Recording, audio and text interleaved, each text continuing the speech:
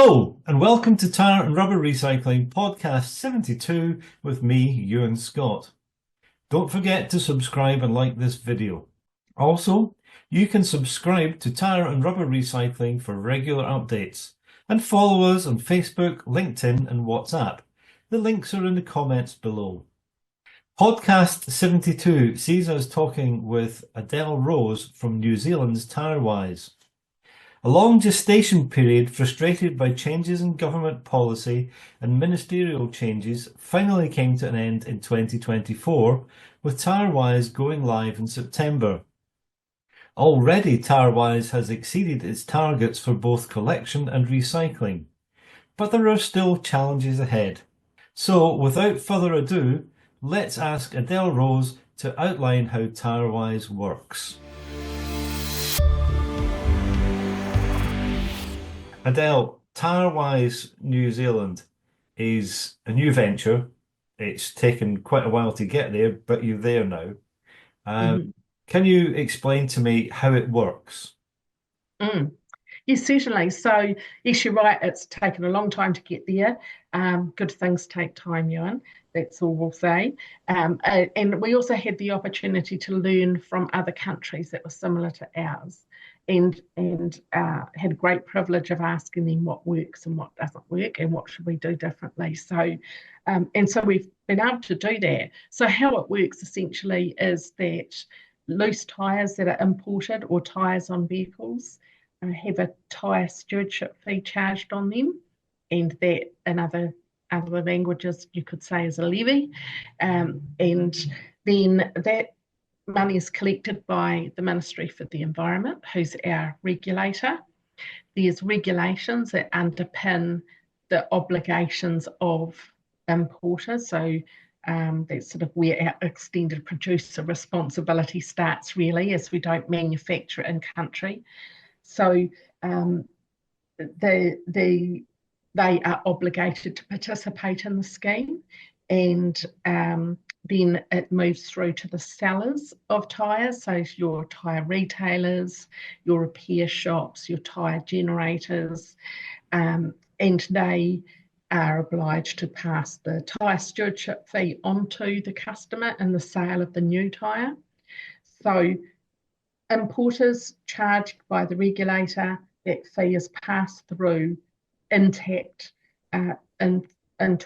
through the sales supply chain and charged to the customer at the end of the day.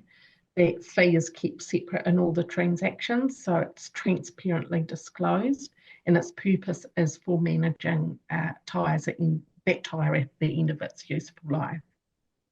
Then we have a series of registered participants. So we have transport operators that come and collect tyres from the retailers and public collection sites, and then they drop those tyres off at a registered processor.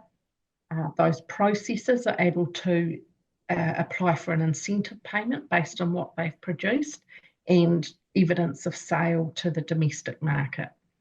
And then there's another add-on, which is manufacturers. So if manufacturers buy that processed tyre product, manufacture it into something else, and it's for sale in the domestic market, they can also claim an incentive payment. The transporters are 100% paid for by the scheme. So what our market flip was on the 1st of September is we went from retailers and tyre generators organising their own collections and transporting and paying the transport operator for that service. The transport operator then finding a processor that would take those tyres and paying the processor to take those tyres. We've removed that entirely out of the system, and the retailers receive a free service, and they don't pay for it. It's paid for by the scheme, and the tyres are delivered to the closest processor with the capacity and capability. So, varying different sizes of processors, and they some of them like passenger tyres or truck tyres or a mix of both. So we manage that transport and delivery process in respect of what they tell us they need. All of that is supported through an app, so Tyrewise app, which is a double verification system. So if you think of a courier, you're ordering a courier to come and pick something up from your workplace, you signed for the courier, and when the courier drops it off, someone else signs for it. It's the same system where when tyres are booked for collection, the tyre collector comes and collects it, the booking person at the site and the collector sign to say, yes, they've received what they are supposed to receive. When they're dropped off, there's a weighbridge verification and a receipt at the other end. And that provides us with data, but then it also helps with the payment system. So we have a double verification, no questions asked around the payment. If one of those two are out, then it triggers a human intervention. So that's the big system. That sounds like and sounds to me like something that is well thought out, well considered. It doesn't leave too many loopholes for free booters and rogue operators. Perhaps you guys should come across to the UK and have a talk to our government about things. Look, I'd love to. But like genuinely, we've learned from where things haven't worked in other countries, and we feel quite privileged because of that. So, we were told to watch out for the axles buried in the truckload, and all those sort of tricks that people would get up to try and defraud the system, really. And I think for our importers, the brand owners, good on them for waiting until there was regulation, because the impact of free riders does, it puts you on the back foot to start with, and you spend much more time chasing up free riders than getting on with doing the job. So yes, we're fortunate in that respect. Right. Now, I noticed from a recent press release that you have way exceeded expectations in the first 3 months. Can I be cheeky and say, is that because you deliberately underestimated, or is it because you've been amazingly successful? Look, it's both of those, but we haven't deliberately underestimated or been amazingly successful, sort of like at those two extremes, because this is very much a reflection of the preparedness of the industry to gear up and get started and get behind the scheme. So the modelling was done over many years, but as with most countries, they don't have absolute data to work with to do their modelling. So we looked at what was coming through, but there's a large portion, of course, that's hidden from view, as there is. So what we're seeing now is the industry sector making sure that all the tyres are available for collection, that there's not a lot of leakage from the system, and I guess we've kind of had the other extreme where we have a really thriving retreading sector for truck tyres. They rely on casings for retreading. And they've reported that there's been an undersupply of casings through the enthusiasm of getting as many tyres out for recycling to the processors. So it's really a reflection, Ewan, of the beginning parts of a scheme. We're absolutely wrapped with the amount of tyres coming through. That doesn't mean it's perfect. It just means that there's a surge of behaviour in the first quarter. But all parts of the scheme are working how we hoped they would, and early days, and it will get harder and harder to achieve those targets as we get on. We've got by year 6 is 90% processed in country. That's a fairly lofty goal to move from what was sub 40%, and our biggest challenge here is actually getting the demand in the market. They pull through of the material into the market, into other products. So your agricultural matting and your floor tiles and your roofing tiles and your engineered products and glues and roading is a big thing for us. It's kind of a bit of a holy grail to try and get that pulled through. that's where our focus has to be, because you can pull as many tyres through the system, but if you don't have the market for it, you've only achieved one part, which is pulling a whole lot through. So that's our primary focus, is developing or supporting the market to develop. Yeah, finding the markets is a huge challenge everywhere. Um, we we hear a lot about tire pyrolysis today, Mm, and mm, if we listen to the pyrolysis people, it's a solution. It's almost a panacea. mm. Everything's going to go back into tires, but when you talk to the tire people, they say no, it's not. No, And that's right. And we're as far as you could possibly be from the market that manufactures yeah, tyres. yeah. So we So stopped our own tyre manufacture years ago. you Mm, have to. I'm guessing you have to develop markets such as asphalt, molded goods, mm, and mm, innovative uses. Uh, mm, I mm. think I read about a graphene project in New Zealand some time ago. Yeah. These, I guess you need to work to bring these on to support them and help develop the Mm, market. How mm. how do you get how do you persuade the consumer in New Zealand to use recycled rubber Yeah. products? Yeah. Well, look, we've got precedent set in New Zealand, really, and um,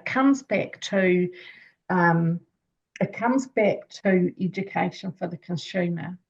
So when they're not making a choice around price, they make a choice around the next layer, which is recycled content or the New Zealand story. Um, in the area in which I work, which is developing product stewardship schemes, that's a key part. Very easy to collect the material, very hard to create a market for the material. But the key to cracking that is by telling the story about what the product's got in it. And everybody is familiar with what illegal tyre dumps look like. Everybody knows what a tyre fire looks like. We have a fabulous story to tell around our own produced products using something that was waste and was an eyesore. And so as long as the environmental harm factors are addressed, then it's a very good story to tell. But if you don't tell the story, the consumer just doesn't know. So that's our job to do, is to celebrate that. So we have a really strong agricultural and farming sector, and they are very supportive of production in their own country. So when we start talking about agricultural matting that's imported using end-of-life tyres from another country, we start to tell the story about the alternative choice, which is manufacturing in our own country, then the groundswell of support starts. It's really about, once again, it's consumer choice. And, it's a really interesting case study for us, because Kathmandu, which is one of our iconic New Zealand brands of outdoor wear, their latest, or one of the jacket ranges they've announced, has used end-of-life tyre rubber in the manufacturing process, but it's not actually from New Zealand. It's from the country in which they manufacture. So good on them, but we want them to know that actually this product is available in New Zealand, and wouldn't it just be a great story if we could use some New Zealand-based rubber in there as well. So those sorts of things take a long time to actually mature, cajole, plead, beg, incentivise. But yeah, really important to supporting your local market. Okay. Now, I'm going to ask you sort of a two-part question here. The Mm. first part is, how important is it to you, to New Zealand, to recycle tires in the domestic market? It's important because it earns revenue back into the local economy, and it supports employment. So those are the two factors. But there's also a more, I think it's a moral obligation in terms of looking after your own waste product. So you generate waste, but not sending it to other countries to deal with. And we're pretty hot on that as a country.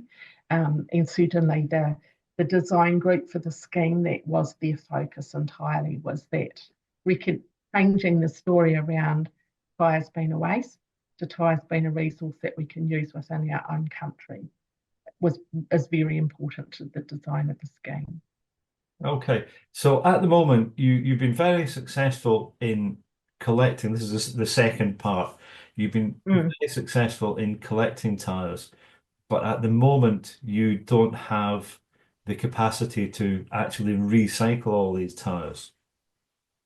We have the capacity to recycle them. So we have if we wanted to, we could ask all the processors to work to their optimal shift, and we would be able to process about 110,000 tonne of tyres. But we don't have the domestic market to sell into, and that's our problem. So at the moment, our domestic market sales into our domestic market's about 35,000 tonne, and so we need to close that gap and close it quickly. We're lucky to have an underpinning Tyre-derived fuel, our cement plant in Northland, because that is the major pull through material into the domestic market.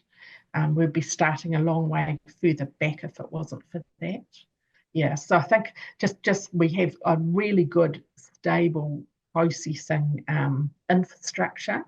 We lack it for, do you call them OTR tyres, off the road tyres, the mining tyres, large agricultural? Yeah, so we lack the processing capacity for that, but there's plenty of desire to invest in that, only if there's market pull through for the product in New Zealand. Because remembering that incentives are payable on sale to the domestic market, so that's very attractive for people to invest in that. Okay, so whilst you don't have the domestic market for the end product, does that leave you open to how shall we say, predatory agencies who want to take the raw material from New Zealand at knockdown prices? This is something that is growing in. It's a big problem in the UK. It's growing in Europe. It's growing in the USA. Tyres have been exported rather than recycled.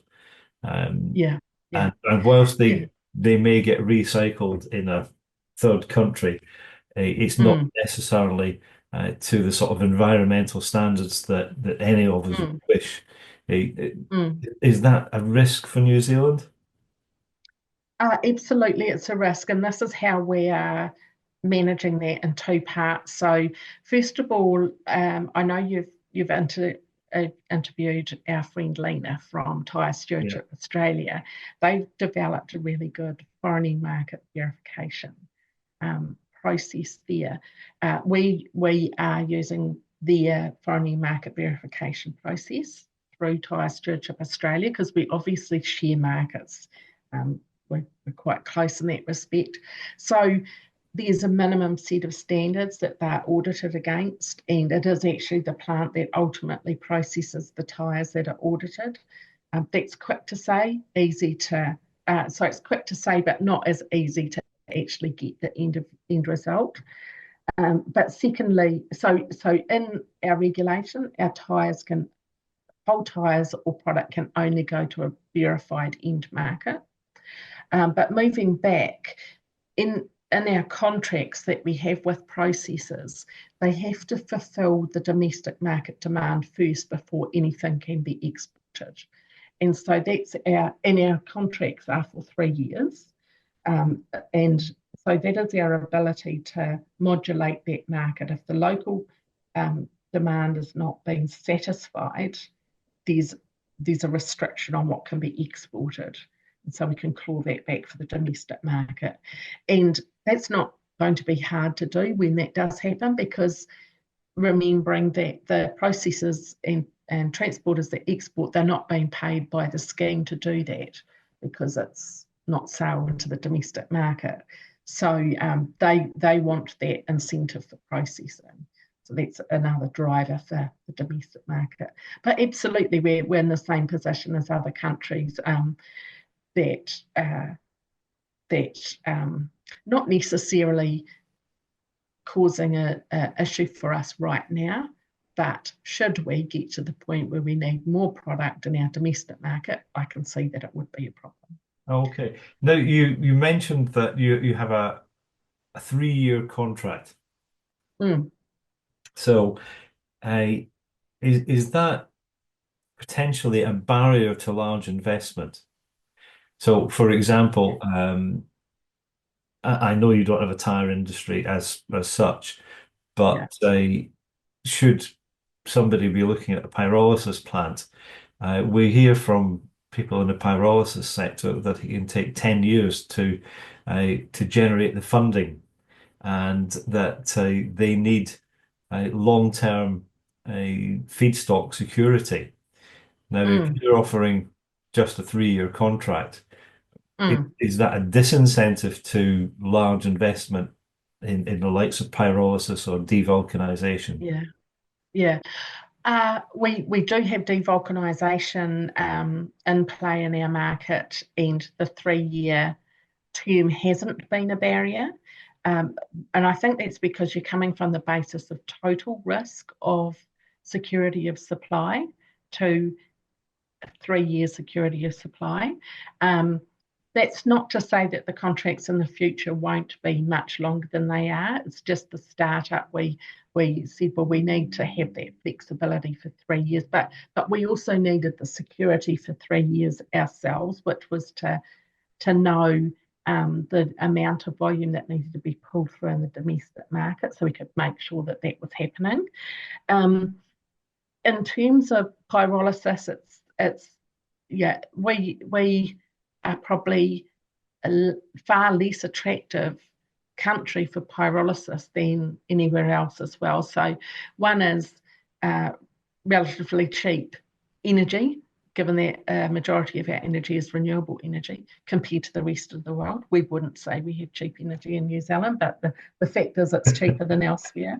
And we don't have a market for recovered carbon black. And the fuel oil that's produced is bunker fuel quality, and that has to compete in price with what's already available, which we have low sulphur fuels in New Zealand already. And so nobody yet has been able to make a pyrolysis plant economically viable in New Zealand, irrelevant of incentives that are payable, irrelevant of getting free tyre stock to your door. So there's a whole lot of other conditions around the market that the scheme can't possibly help with. It's our proximity to market, our size, and the fact that we don't have manufacturing in country. And so, so far it hasn't stacked up. There is a pyrolysis plant working, but its purpose was for pyrolyzing the car flock from a fairly big scrap metal or scrap vehicle dealer, and so it was their own solution for car flock to divert from landfill, and they use the product, the outputs of the pyrolysis plant back in their process. So it's just a fully contained loop, but the economics of that is based on what they were having to pay for landfill disposal stacks up for them to do it. So it's quite a different financial model than what's normally applied for pyrolysis for tyres. Okay, right. You've given us loads to think about here. Is there anything else you want to add before we go? I would like New Zealand to be a net importer of end-of-life tyres because we're going to be so successful at developing markets that we're going to run out of enough tyres in our own country. So that's probably what I'd leave you with. We have very high hopes and goals I can't recall the name of the Swedish Tyre Recycling program at the moment, but we got the beautiful book through, Repurposed. You would have got that as well. Whenever anybody asks me about where do I see Tyrewise in the future, I hold that up as the example. That's the holy grail for us in New Zealand, and I think we can do it. We've got a lot of innovative people that are going to make fabulous products. So watch the space, Ewan. I think Frederick Ardefors would be quite pleased with that endorsement. Yeah. No, I just absolutely love what they've done, and they've taken it to an entirely new level in their what they do. And the book is a beautiful book. Wonderful. Thank you very much for your time. You're very welcome. I hope we can speak again.